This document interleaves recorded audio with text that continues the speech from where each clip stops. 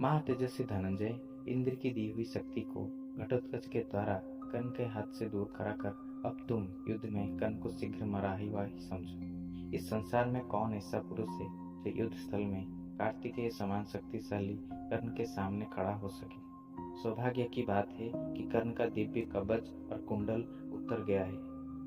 उसकी वह अमोघ शक्ति घटोत्कच पर गिरकर उसके हाथ से निकल गई। यदि कर्ण कवच और कुंडलों से संपन्न होता तो वह अकेला ही रणभूमि में देवताओं सहित तीनों लोगों को जीत सकता था। महाबाहो, जब से महात्मा इंद्र ने कर्ण को उसके दिव्य कवच और कुंडलों के बदले में अपनी शक्ति दी थी, जिसे उसने घटोत्कच पर चला दिया है, उस शक्ति को पाकर धर्मात्मा कर्ण सदा तुम्हें रणभूमि में मारा गया ही मानता था। आज ऐसी अवस्था में आकर भी कर्ण तुम्हारे सिवा किसी दूसरे योद्धा से नहीं मारा जा सकता।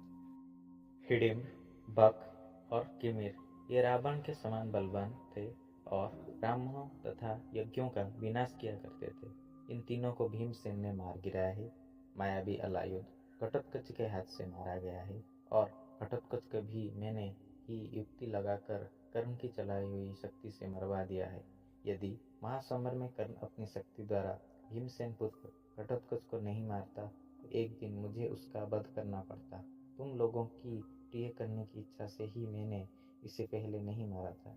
यह ब्राह्मणों और यज्ञों से द्वेष रखने वाला तथा धर्म का लोभ करने वाला पापात्मा राक्षस था, इसीलिए इसे मरवा दिया है। निष्पाप पांडुनंदन, इसी उपाय से मैंने इंद्र की दी हुई शक्ति भी कर्ण के हाथ से दूर कर दी है। धर्म का लोभ करने वाला सभी प्राणी मेरे बद्ध है।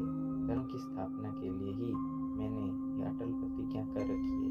मैं तुमसे सत्य की शपथ खाकर कहता हूँ, जहाँ वेद, सत्य, दम, शौच, धर्म, लज्जा, श्री, धृति और क्षमा का निवास है, वहीं मैं सदा सुखपूर्वक रहता हूँ।